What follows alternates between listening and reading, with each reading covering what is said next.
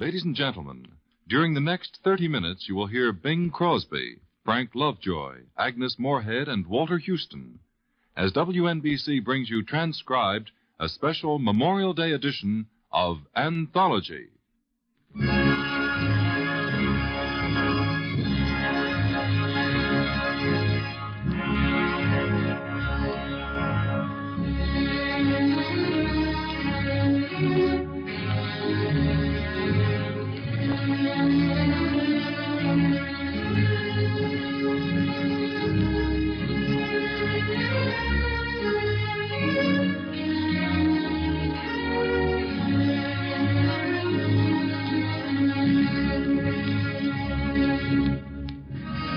This is Fleetwood. Every Sunday at 3, WNBC, in conjunction with the Poetry Center of the YW and YMHA, 92nd Street and Lexington Avenue in Manhattan, brings you Anthology, a selection of readings of poets past and present, and the music to accompany their poetry. This afternoon, as a tribute to Memorial Day, we're to hear two of America's best-known and best-loved patriotic poems, and an equally well-known American story in verse form read by Bing Crosby.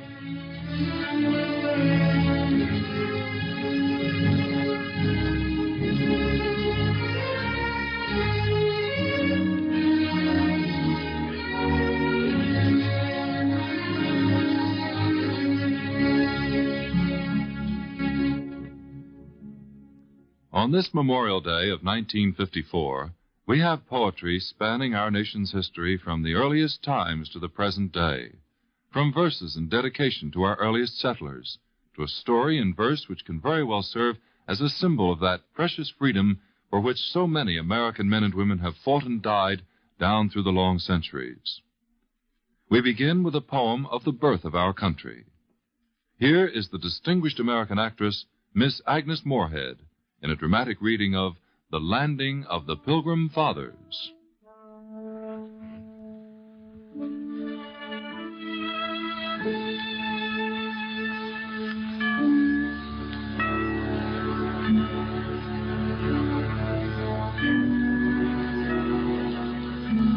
The breaking waves dashed high on a stern and rock-bound coast, and the woods against a stormy sky their giant branches tossed.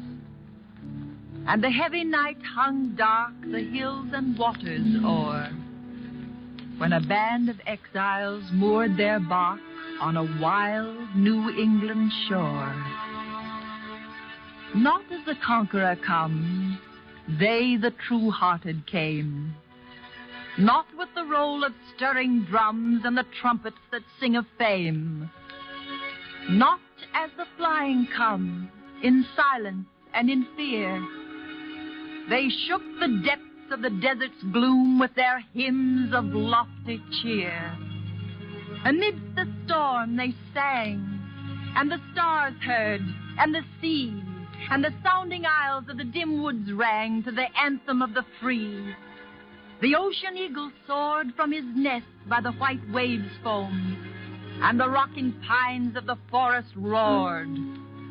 This was their welcome home. There were men with hoary hair amidst that pilgrim band. Why had they come to wither there, away from their childhood's land? There was woman's fearless eye, lit by her deep love's truth. There was manhood's brow serenely high, and the fiery heart of youth. What sought they thus afar? Bright jewels of the mine, the wealth of seas, the spoils of war. They sought a faith's pure shrine. I call it holy ground, the soil where first they trod. They left unstained what there they found, freedom to worship God.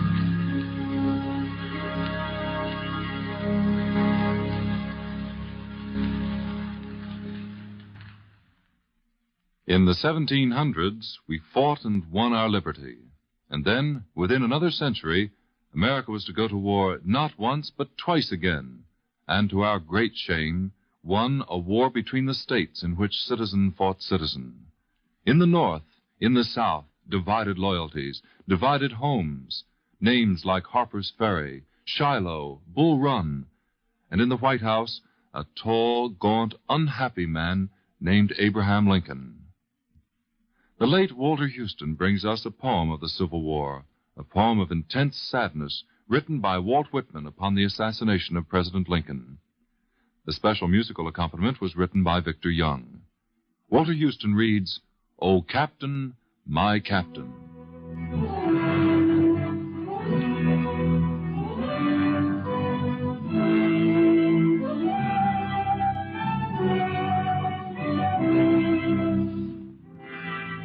Oh, Captain, my Captain, our fearful trip is done. The ship has weathered every wrack. The prize we sought is won.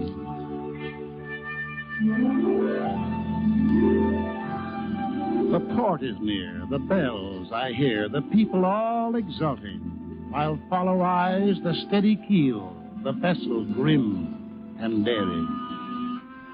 But oh, heart, heart, heart, oh, the bleeding drops of red, where on the deck my captain lies, fallen, cold, and dead. Oh, Captain, my Captain, rise up and hear the bells. Rise up, for you the flag is flung, for you the bugle trills, for you bouquets and ribboned wreaths, for you the shores are crowding, for you they call, the swaying mass, their eager faces turning.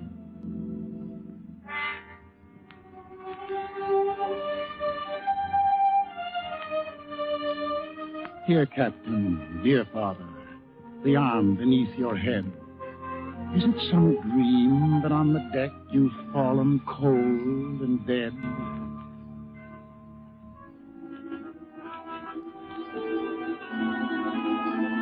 My captain does not answer. His lips are pale and still. My father does not feel my arm. He has no pulse nor will.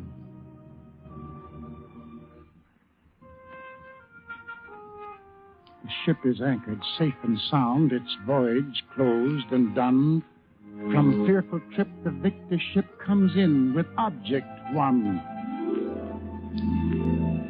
Exult, O shores, and ring all bells. But I, with mournful tread, walk the deck my captain lies, fallen, cold, and dead.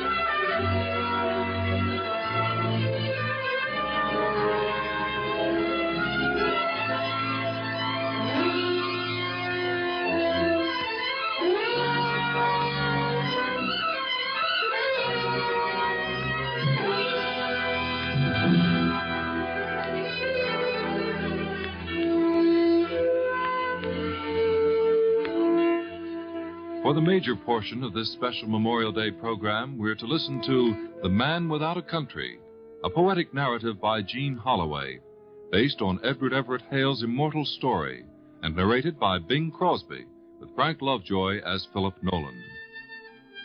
Many of us have heard this story before. It's been read to us by grammar school teachers, or declaimed, perhaps, by stammering fellow students, in classrooms distracted by spring whispering at an open window, or by an autumn kaleidoscope of whirling leaves. We heard it as a text or a lesson. We learned it long before we could conceive of what it would be like to be banished forever from the land of our birth. Told in dramatic form, the story of Philip Nolan takes on a new stature, a greater depth, a stronger meaning. We feel that upon an American holiday such as this, it is highly appropriate to retell this fine American story, and especially in Gene Holloway's exciting radio verse. And now, The Man Without a Country.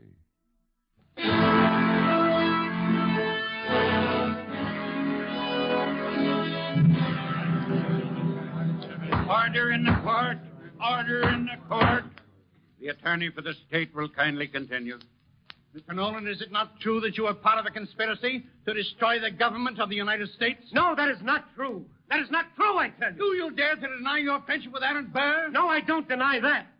But I do deny all your accusations of treason. Lieutenant Nolan, Aaron Burr has shown himself to be an enemy of the United States government. As an American officer, your country's enemies are your enemies. By your association with Aaron Burr, you betrayed the uniform you wear, the flag you follow, the country you profess to serve. That is true, is it not, Mr. Nolan? No, it is not true. It is not true. You still dare to defend your association with Aaron Burr? I don't think it needs defending. I only talk to the man. You don't think it needs defending? You need say no more, Lieutenant Nolan. I rest my case, Your Honor.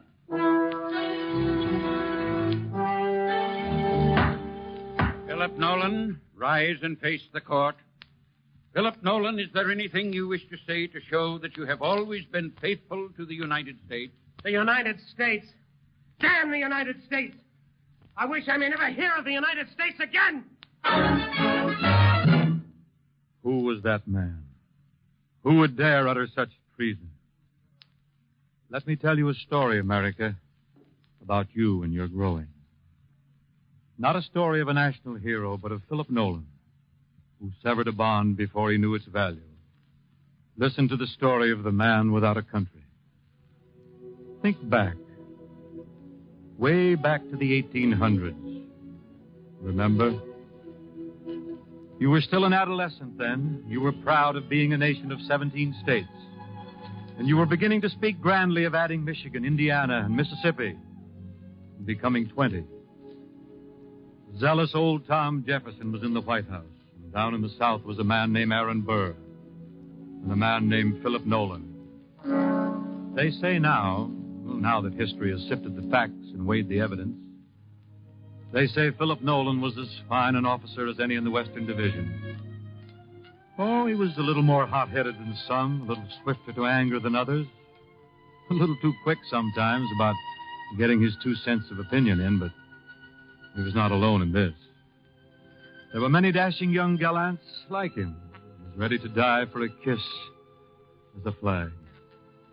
And Philip Nolan might have gone to his final sleep among the vine-covered homes of the dead in Orleans, as quietly as any of them, had a star not crossed his path one night. Mr. Nolan, I'm Aaron Burr. I'm told you're a young man of remarkable promise.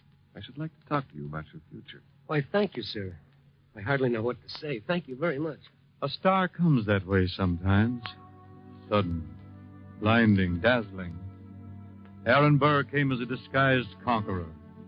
Rumor had it that there was an army behind him and an empire before.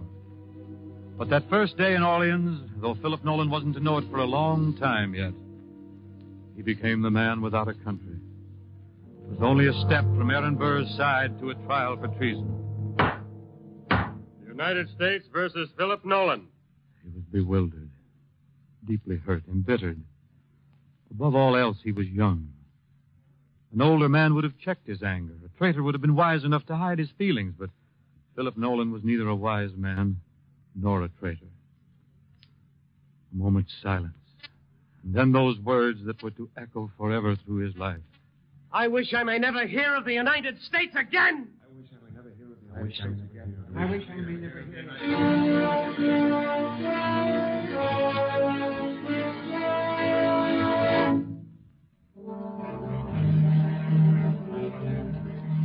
The words filled the courtroom, shivered against the walls. No one spoke, no word fell to combat those other words. Half the officers in the room had served through the Revolution. They had fought their way, starved and frozen through endless bitter months, so that one day a people could say, "This is my country." Judge and jury rose and left the court wordlessly. No one else stirred. Someone in the back of the room sighed, and someone else coughed. That was all. 15 minutes went by like 15 years before the judge returned. Prisoner, hear the sentence of the court. The court decides, subject to the approval of the president, that you shall have your wish. You will never hear the name of the United States again. It was the fall of 1807. It would be 1863 before he heard her name again. The leaves would grow red in Maryland soon. They'd be piled along the Potomac for burning. Their smoke would spiral into lace against the November skies. They'd be tapping the trees for maple sugar in the Vermont woods, and the New England housewives would gather in their spiced kitchens to prepare the Thanksgiving puddings. The Cape Cod fishermen would go out in the misty dawn for their nets, and the harvest would be a bright promise on the Indiana hillsides. The Blue Ridge and the Allegheny and the Rockies would pull the snow up over their shoulders and settle down for the winter. And the Mississippi would go slipping on through the heart of America. There would be hearth fires and Christmas trees, and there'd be dances. There would be church service and wedding ceremonial and baptismal. But not for Philip Nolan. His was the sea and the bitterness of salt on his lips and no port at evenings. And in one sudden, heart-stabbing moment, Philip Nolan knew what he had lost. Sir, you will receive from Lieutenant Neal the person of Philip Nolan, late a lieutenant in the United States Army. You will take the prisoner on board your ship and keep him there with such precautions as shall prevent his escape. You will provide him with such quarters, rations, and clothing as would be proper for an officer of his late rank. But under no circumstances is he to ever to hear of his country or see any information regarding it.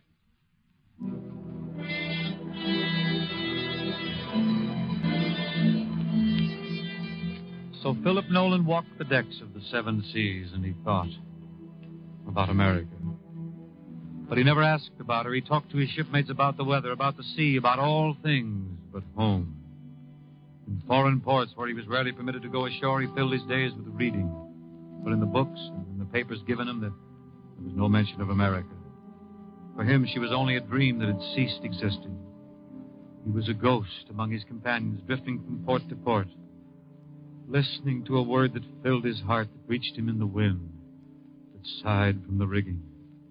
But the waves whispered through the midnight. One word, America. The grass is blue in Kentucky this spring. Wouldn't you like to ride through it with the earth hard and firm under your horse's feet? Think of it, earth under you. The flower girls are in the streets of Orleans now. It's almost time for the Mardi Gras. Remember the girl you kissed at the Mardi Gras? The fields are white with cotton now. The slaves are singing. What would you give to hear their voices? The snow is thick and white in New England. They are riding through it to the Christmas parties. Can't you hear the sleigh bells? How long is it since you heard sleigh bells? Leave me alone. I can't stand thinking anymore. Oh, God, let me stop remembering. I wish I may never hear of the United States again. I wish I may never hear of the United States again. The court decides, subject to the approval of the president, that you shall have your wish. No! No!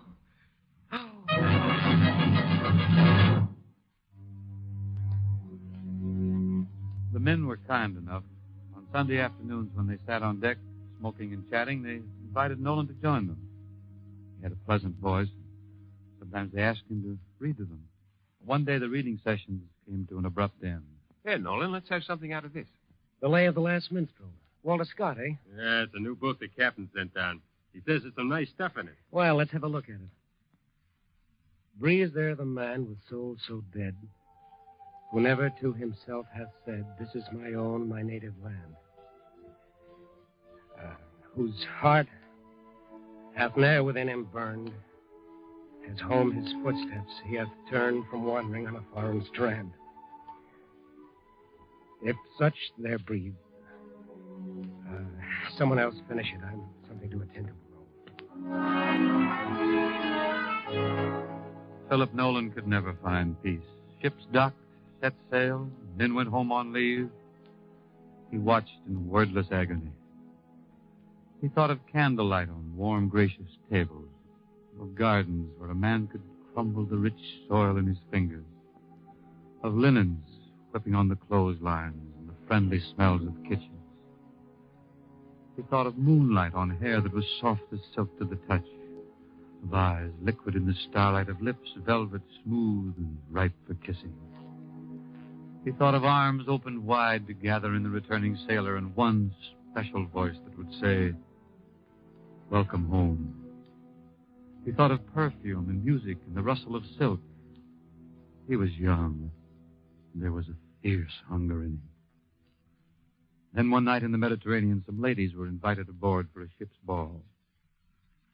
All that was young in Philip Nolan died that night, as he stood on deck, looking at the girl he had loved a lifetime ago.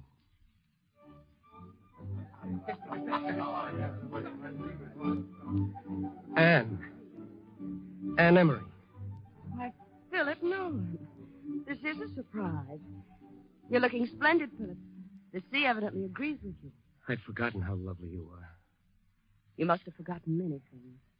It's almost impossible to believe, finding you way out here. I'm on my way home. I've been visiting in France. I tried to see you before I left. They wouldn't let me see anyone. I understand.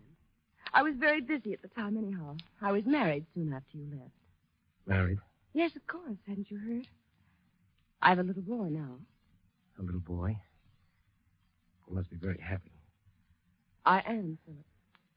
So strange that we should meet again way out here. I'm a little sorry we did meet. I'd forgotten you. It was better that way. I loved you very much. I loved you and I lost you. And everything else I loved in one mad moment. Oh, my dear. I think we should get back to the dances. Yeah, of course. Anne, would you tell me just one thing? What do you hear from home? Home, Mr. Nolan? I thought you were the man who never wanted to hear of home again. I beg your pardon. Good night, Anne. Philip Nolan knew in that moment how alone he was. One man with only the sea for the rest of his life and one nameless port at the end of it. The days became weeks, and the weeks years that marched across his forehead and left him old. His eyes were deep pools of loneliness, his heart completely empty. No one knew until the day he was dying how deep his hurt had gone. No one knew until that day when they entered his room for the first time and found it a shrine to America. Stars and stripes were draped around a picture of Washington, and he had painted a majestic eagle with its foot clasping the whole globe. At the foot of his bed was a great map of the United States, drawn from memory.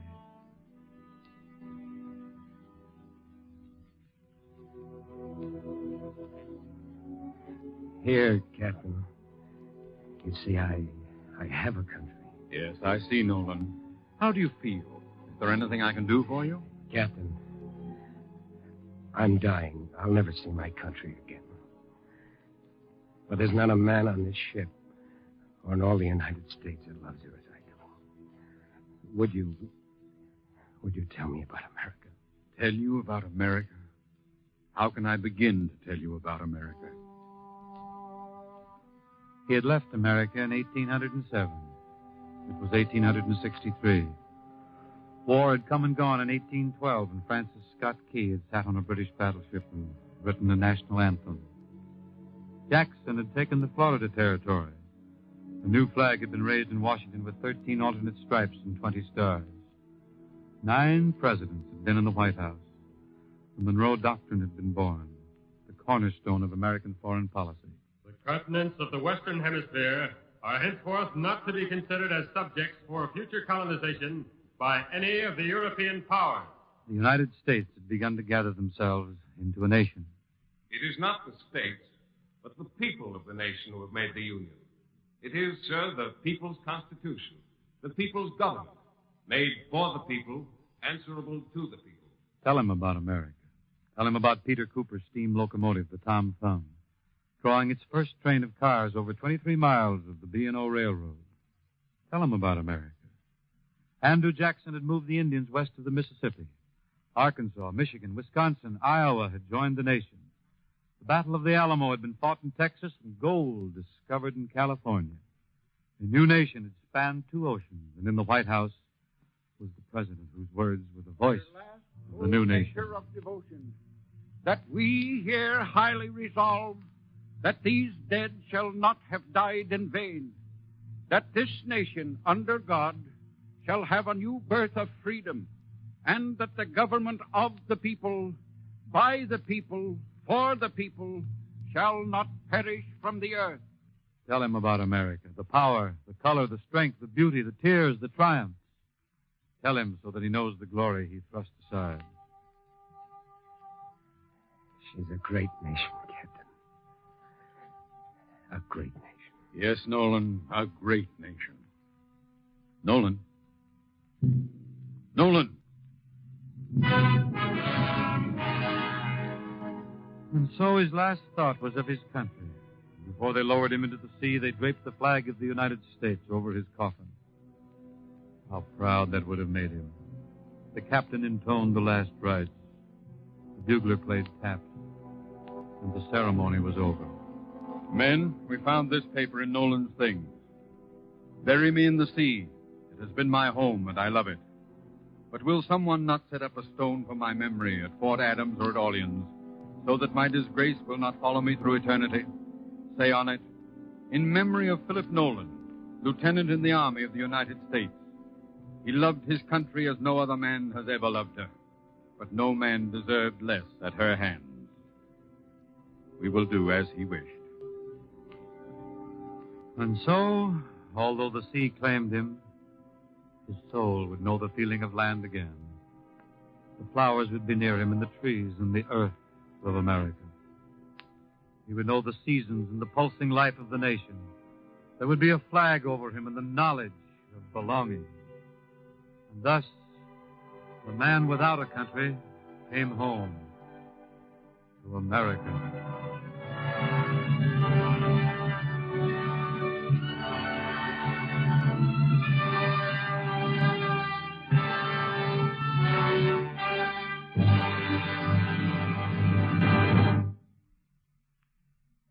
The Man Without a Country, a poetic narrative by Gene Holloway, based on Edward Everett Hale's immortal story, and narrated by Bing Crosby with Frank Lovejoy as Philip Nolan, on Anthology, Memorial Day, 1954.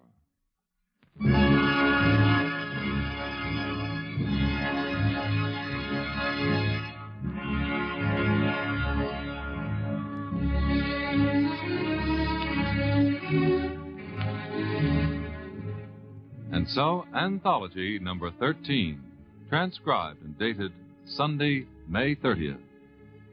Next week, our guest will be Marion Rooney of Cademan Records, who will tell us the story behind their famous recordings of contemporary American poets and readers such as Herd Hatfield, Joe Van Fleet, and Frank Silvera. With her, Miss Rooney will bring the newest Cademan recording of Judith Anderson, reading the poetry of Edna St. Vincent Millay. Anthology comes to you with the cooperation of the YW and YMHA Poetry Center, 92nd Street and Lexington Avenue, John Milcom Brennan, Director.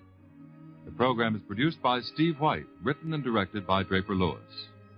And now this is Fleetwood wishing you good luck and good reading. Don't forget to join us next Sunday at 3 for another edition of Anthology on your community stations in New York.